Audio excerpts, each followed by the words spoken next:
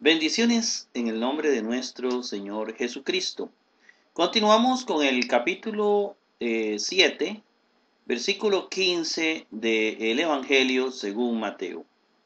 Dice la palabra del Señor. Versículo 15 decía nuestro Señor Jesucristo: cuidado de los falsos profetas, que vienen a vosotros vestidos de ovejas, mas por dentro son lobos rapaces. Evidentemente, falsos profetas indican líderes religiosos que aparentan ser buenos, pero que en el fondo son malos. Tal vez Jesús se refería a los líderes religiosos de su tiempo, sobre todo a los fariseos, a los saduceos, a los maestros de la ley, que aparentaban tener una gran piedad religiosa, pero que en el fondo buscaban intereses personales. Cuidado de los falsos profetas, pseudoprofitón, dice el griego, falsos profetas. El texto, de alguna manera, es contextualizado en nuestros tiempos contemporáneos, porque abundan los falsos profetas, que no buscan las ovejas y el interés de las mismas, sino que buscan el interés personal de ellos. Versículo 16. Por sus frutos los conoceréis. ¿Acaso se recogen uvas de los espinos o higos de los abrojos? Podríamos también contextualizar el texto y decir: ¿acaso se recogen naranjas del árbol de mangos? ¿O se recogen mangos del árbol de guayaba? Es decir, por sus frutos lo conoceréis. La persona que sirve al Señor, el profeta que sirve al Señor, es una persona que tiene frutos, conversiones reales y auténticas. Las personas que no dan frutos de conversión, incluso la conducta de ellos, el testimonio de ellos, habla en contra de ellos mismos. Por los frutos conoceremos si algo es de Dios o no es de Dios. Versículo 17. Así, todo árbol bueno, fruto bueno hace, mas el mal árbol, fruto malo hace. Utilizo el verbo hacer, hace, poiei, porque así viene en el original griego. Así lo expresaban. Lo que el árbol produce indica si es bueno o es malo. Nosotros como creyentes somos llamados a dar frutos buenos y positivos. No puede el árbol bueno fruto malo hacer, ni el árbol malo frutos buenos hacer. La persona que es mala, el falso profeta, no puede hacer algo bueno si en su corazón no se ha convertido a Cristo. Si no es un cristiano auténtico, la persona no puede hacer frutos buenos, porque las malas obras de alguna manera saldrán a relucir en cualquier momento. Luego viene el versículo 19 y dice Jesús: todo árbol, pandendron, todo árbol que no hace fruto bueno, cortado, coptón, cortado y echado en el fuego. El cristiano que quiere servirle al Señor y no da fruto porque es un árbol malo, es cortado. De nada sirve en la iglesia.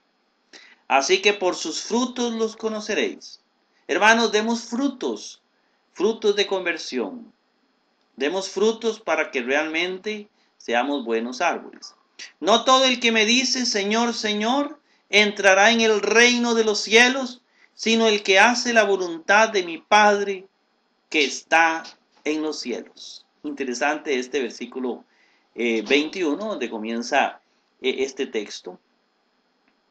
No es estar en la iglesia, no es golpearse el pecho, no es andar una Biblia debajo del brazo, no es eso lo que determina que seamos buenos o malos creyentes. No es eso lo que determina que usted sea un árbol que dé buen fruto. sino que el árbol que da buen fruto es aquel que está convertido. Y se relaciona con lo que leímos anteriormente. El que hace la voluntad de mi Padre que está en los cielos. Ese es el árbol bueno, no el que hace lo que él quiere hacer. Muchos me dirán en aquel día es el juicio final. Señor, Señor, ¿no profetizamos en tu nombre? Y en tu nombre expulsamos demonios y en tu nombre hicimos muchos poderes o muchos milagros. Dunameis o dinameis. Y vamos a ver qué contesta Jesús. Y entonces les confesaré que nunca os conocí. Apartaos de mí, trabajadores de iniquidad. ¿Cuántas personas en el juicio final se llevarán su sorpresa al ver que realmente no hicieron la voluntad de Dios? La voluntad de Dios está escrita en su palabra. La voluntad de Dios es hacer lo que Jesús nos pidió, es el Evangelio. Y no es hacer lo que nosotros queremos. Trabajadores de iniquidad, personas que utilizan la religión, que utilizan el cristianismo para fines personales. Esos son los falsos profetas. Usted no juzgue a una persona como falso profeta solo porque tiene un grupito en su casa y habla de Dios. Porque puede ser que lo tenga, pero da más fe o más testimonio que un gran líder de millones de personas, pero que está robándole a su iglesia. Apartados de mí, trabajadores de iniquidad, dice la palabra de Dios. Y luego viene relacionado con lo mismo, cómo se construye la verdadera casa, los dos cimientos. Todo el que me oye estas palabras y las hace, semejante a un varón sensato que edificó su casa sobre la piedra. Vea que vuelve a enfatizar Jesús, el que me oye y hace estas palabras. Es decir, cumple mi palabra. Ese es el verdadero profeta. Los falsos pseudo profetas, falsos profetas, son los que no cumplen la palabra de Dios.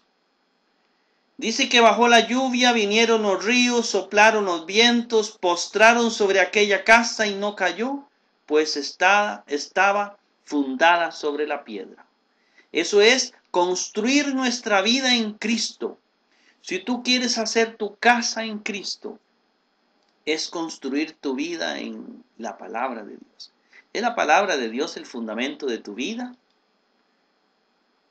Versículo 26, y todo el que me oye estas palabras, pero no las hace, no las cumple, semejante a un varón insensato que edificó su casa sobre la arena.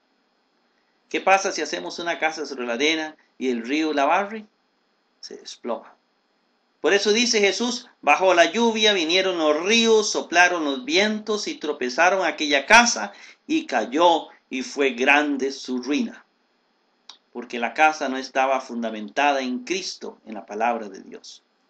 Y aconteció que terminó Jesús estas palabras, las multitudes, porque se usa joí o gloi, que significa multitudes, llenas de admiración por su enseñanza, porque eran muchos los que acudían a escuchar las palabras de Jesús. Se estaban admiradas de cómo Jesús hablaba, de la enseñanza de él. Dice la palabra, pues les enseñaba como quien tiene autoridad y no como sus escribas. Que esta palabra nos ayude a ser verdaderos profetas. Y el verdadero profeta fundamenta su vida en la palabra de Dios. Por eso estamos tan interesados en promover estos estudios bíblicos, casi palabra por palabra del original griego y ayudados por la Reina Valera, una de las mejores versiones de la Iglesia Cristiana Evangélica, y la Biblia Jerusalén, considerada una de las mejores Biblias, versiones de la Iglesia Católica. Que el Señor los bendiga y nos vemos en un próximo programa.